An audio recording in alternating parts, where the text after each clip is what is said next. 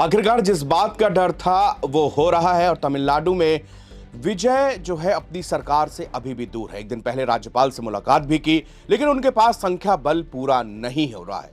ऐसे में तमिलनाडु के अंदर रिजॉर्ट पॉलिटिक्स शुरू हो गई है। एआईडीएमके ने अपने सभी विधायकों को रुकवा दिया है। पुडुचेरी में जहां पर एनडीए की गवर्नमेंट है, वहां पर उन्होंने अपने विधायकों को पहुंचा दिया है। कई विधायक पहुंच चुके हैं और बताया जा रहा है कई जो है रास्ते में है, वो भी पहुंचने वाले। इधर थलापति विजय भी पूरी तरह से अलर्ट है और अपने विधायकों को वो भी महाबलीपुरम में एक रिजॉर्ट में शिफ्ट कर रहे हैं। ये रिजॉर्ट पॉलिटिक्स हमने अक्सर हंग असेंबली में देखी है और कर्नाटक से लेकर महाराष्ट्र के चुनाव हो, इसका उदाहरण रहा। हॉर्स ट्रेडिंग और रिजॉर्ट पॉलिटिक्स दो इसके बहुत बड़े उदाहरण है कि ये बड़े स्तर से इनके खरीद फरोख्त होने से बचाना और अपने विधायकों को सेव करना, ये सबसे बड़ी टेक्निक है। लेकिन 10 के फेर में ऐसा उलझ गए हैं यहाँ पर थलापति विजय की उनको अब उनके सामने एक बड़ा ये चैलेंज है कि कैसे वो अपने 108 से 118 के मैजिकल फिगर तक पहुंच पाए हैं। विश्वनाथ जी, तमिलनाडु में हंग असेंबली रही और इसके बाद में लेकिन 10 विधायक कम थे, लग रहा था कि बहुत आसानी से मैनेज हो जाएगा, लेकिन आज शपथ ग्रहण होना था वो कैंसिल करना पड़ा। अभी विजय के पास में नंबर मैजिकल फिगर नहीं है, 5 कम पड़ रहे हैं। कैसे मैनेज होगा और क्या चल रहा है पूरे तमिलनाडु में? देखिए, तमिलनाडु में जो चल रहा है वो एक तरह से जो इस तरह के नतीजे आए उसके बाद ये होना ही था। अभी जो कॉम्बिनेशन है, जिस तरह का कॉम्बिनेशन है, उसमें आप मान लें कि विजय को तो चीफ मिनिस्टर बनना है, या अभी बने, 10 दिन बाद बने, 1 महीने बाद बने, राष्ट्रपति शासन के बाद बनेंगे तो विजय, जहाँ तक मुझे लगता है। क्योंकि अभी जो स्थिति है, कल एक चर्चा आई थी कि डीएमके और एआईडीएमके हाथ मिला रहे हैं, पर आज पहले स्टालिन ने साफ कर दिया कि जाओ विजय को हम उनके रास्ते में नहीं आएंगे, उनको सरकार बनाने दो। दूसरी बात है कि डीएमके और एआईडीएमके ऐसी पार्टी रही है जो इतिहास रहा है, उसमें एक वहाँ के लिए नॉर्थ पोल है, एक साउथ पोल है। वो आप भूले नहीं होंगे कि जब जयललिता जो पूर्व मुख्यमंत्री रही, जब वो सत्ता से बाहर हुई तो विधानसभा में उनकी साड़ी खींची गई थी, आरोप डीएमके पे लगे थे। और जब जयललिता सीएम बनी तो करुणानिधि जो उस समय प्रतिपक्ष में आए थे, उनको उठा के धक्के मुक्के के साथ बाहर लाया गया था। मुकदमे हुए थे, एक दूसरे पे मुकदमा, मतलब ये बहुत ही मुश्किल है कि दोनों मिल जाएं। तो इन दोनों के मिलने के जो सवाल हैं, मुझे लगता है कि ये संभव नहीं है कितनी भी राजनीति हो जाए। दूसरी बात ये, अगर मिल भी जाएं ये, तो आप देखें कि इनके दोनों के मिलने के बाद आंकड़ा होता है 106। अब उस स्थिति में भी उनको 12 चाहिए, तो 12 कौन होंगे, कहाँ से आएंगे, कौन समर्थन देना चाहेगा, कौन डीएमके के साथ आना चाहेगा, कौन एआईडीएमके के साथ आना चाहे, बड़ा ही पेचीदा मसला है। तो आफ्टर ऑल जो विजय के नंबर हैं 108 प्लस कांग्रेस के 5, वो दिखाता है कि आज नहीं तो कल जिनको सत्ता की जरूरत होगी वो 5 वाले कहीं से आ सकते हैं।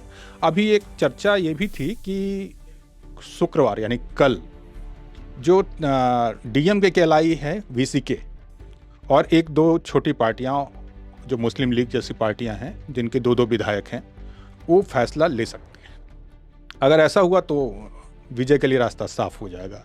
जहां तक ये रिजॉर्ट पॉलिटिक्स की बात है, विजय के सिर्फ 2 विधायक ऐसे हैं जिनके पास राजनीतिक अनुभव है, वो जो दूसरी पार्टी में थे और टीवी के टिकट पे विधायक बने।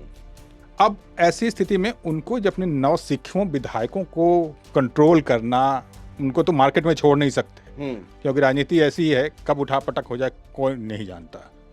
तो उनके लिए तो मजबूरी है भाई, वो महाबलीपुरम के रिसोर्ट में रख लें, उनको ट्रेनिंग दें कि भाई एकजुट बन के रहना है।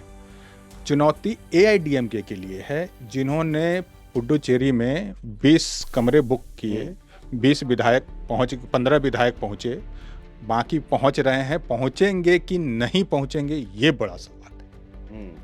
अगर नहीं पहुंचे तब जो पलानीस्वामी हैं एआईडीएमके के नेता, उनके लिए मुश्किल बढ़ जाएगी। और अभी के सिनेरियो में मुझे जहां तक लग रहा है कि राज्यपाल पूरे वजन करके देखना चाह रहे हैं कि सरकार टिकाऊ हो। दूसरा, वो बाकी राजनीतिक दल जो हैं छोटे बड़े, सबको एक मौका दे रहे हैं कि आप भी अपने बातचीत कर लीजिए। हाँ, आप बातचीत कर लीजिए और देख लीजिए कि कौन सा कॉम्बिनेशन बना सकते हैं। आइए मेरे पास, हम फैसला कर देंगे। तो मगर जो सिनेरियो दिख रहा है वो विजय के पक्ष में ही दिख रहा है। पक्ष में तो दिख रहा है, वो बात आपने विश्वनाथ जी बिल्कुल सही की कि इतने अब 108 सीटें लाने के बाद में ये शंका नहीं होनी चाहिए। लेकिन कांग्रेस के समर्थन देने के बावजूद मतलब ये थलापति सोच क्या रहे हैं, किस सोच में पड़े हैं और क्यों अभी तक ये क्लियर नहीं हुआ, या राज्यपाल के पास में पूरे नंबर क्यों नहीं पहुंचे, इस बात को थोड़ा सा समझ में नहीं आ रहा। जब इतना ही इजी है तो फिर यहाँ पर पेच कहाँ फंस रहा है? देखिए, ये मैं बताऊं कि ये थलापति की तो चूंकि नए राजनीति में है, हम उनको नहीं कहेंगे कि वो निगोशिएट कैसे कर रहे हैं राजनीतिक दलों से। ये कमजोरी कांग्रेस की है। कांग्रेस वहाँ की पुरानी पार्टी है, उसके एलाइज पुराने हैं। अगर वो सरकार बनाने के लिए समर्थन देती है तो उसने शर्त रखी कि आप भाजपा या उसके जो भी सपोर्टर्स हैं आप उनको अपने साथ नहीं लेंगे। तो कांग्रेस का अगर राजनेताओं का या वहाँ के स्टेट यूनिट का अगर राजनीतिक अनुभव होता तो वो 5 के बजाय आजू बाजू के 2-4 दल लेके 10 लेके जाते और सरकार को अस्थायित्व की स्थिति में होते। पर कांग्रेस ने इस मामले को और उलझा दिया है मेरी नज़र में, कि कांग्रेस ने इस मामले को पूरी तरह उलझा दिया है। अब वो कह रहे हैं हम समर्थन दे रहे हैं, बाकी के 5 अब टीवी के इंतज़ार करे, निगोशिएट करे, संपर्क करे, कोई राजी हो कोई ना राजी हो। कुल मिला के एक मुसीबत तो उन्होंने विजय के लिए खड़ी कर दी है कांग्रेस ने। अच्छा, विजय के लिए कांग्रेस के अलावा फिर मैं आपसे एक सवाल कर रहा हूं कि अगर वो इस तरह की चीज़ें जब सामने आ रही कि सच में आप बता रहे हैं कि कांग्रेस को नेगोशिएशन करना चाहिए था, वहाँ पर पुरानी पार्टी और टीवी के पहली बार ये चुनाव 2 साल पहले पार्टी बनती है और सत्ता में आ गए, लेकिन इनके लिए मुश्किल है कि आप इस नेगोशिएशन और रिजॉर्ट पॉलिटिक्स के अंदर की बात को इतना गहराई तक विजय समझ पा रहे होंगे या नहीं समझ पा रहे होंगे। लेकिन ये इस घड़ी में अगर कांग्रेस का साथ विजय नहीं लेते हैं तो उनके पास क्या चांसेस हैं? देखिए, अगर कांग्रेस का साथ ना लें और मुझे लगता है कि AIDMK जो उनसे वो सीधा निगोशिएट कर सकते हैं, तो उनके जो 47 विधायक हैं वो उनको कंफर्ट मेजॉरिटी से बहुत आगे ले जा सकते हैं। अब AIDMK आपको पता ही है कि वो वहाँ पे बहुत 30 विधायक, कल से ही चर्चा है कि 30 विधायक समर्थन के लिए तैयार हैं। तो पलानीस्वामी के पास भी कोई ऑप्शन, अगर वो बातचीत करते तो वो शायद उस ऑप्शन पे विचार कर सकते थे, क्योंकि उनके लिए भी बहुत चुनौती है पलानीस्वामी के लिए। पलानीस्वामी नहीं अगर सत्ता में आए या एकजुट नहीं रख सके तो पार्टी खत्म हो जाएगी। वो ऐसी 20 विधायकों के नेता बन के रह जाएंगे, तो ऐसे भी उनके लिए डगमग वाली स्थिति है। ऐसे में उनको चाहिए था कि एक बार पलानीस्वामी से संपर्क साधते, खुला ऑफर देते। जैसे राजनीति में तो सब संभव है। जब DMK और AIDMK के मिलने की बात हो रही है तो TVK और AIDMK मिलने में क्या बुराई थी? सपा बसपा मिल सकती है, सपा बसपा यहाँ मिल सकती है। मतलब आप BJP PDP कश्मीर में महबूबा मुफ्ती से मिल सकती है। Possible in politics. तो आप ये देख लीजिए कि ये कोई बेमेल कॉम्बिनेशन नहीं होता। ये यही होता कि राजनीतिक जरूरत थी, एक बड़े दल को एक छोटे दल ने समर्थन किया, स्थायी सरकार तमिलनाडु स्थायी सरकार के लिए। और ये खींचतान वाली मगर कांग्रेस ने ये 5 समर्थन देके पूरे मामले को उलझा रखा है। अब मुझे जो लगता है कि आने वाले समय में जो राज्यपाल हैं वो उनको मौका दे रहे हैं कि आप और समर्थन ले आइए। अगर वो ले आते हैं तो उनका शपथ ग्रहण हो जाएगा, अगर नहीं लाते हैं तो राष्ट्रपति शासन जैसे विकल्प भी खुल सकते हैं। और ऐसा हुआ तो ये हो सकती है कि विधानसभा भंग ना हो और हर एक दल को फिर लंबे समय के लिए मौका दिया जाए कि भाई जब आप लोग कॉम्बिनेशन बना के आओ और सरकार बना लो, कॉम्बिनेशन बनाओ अपना।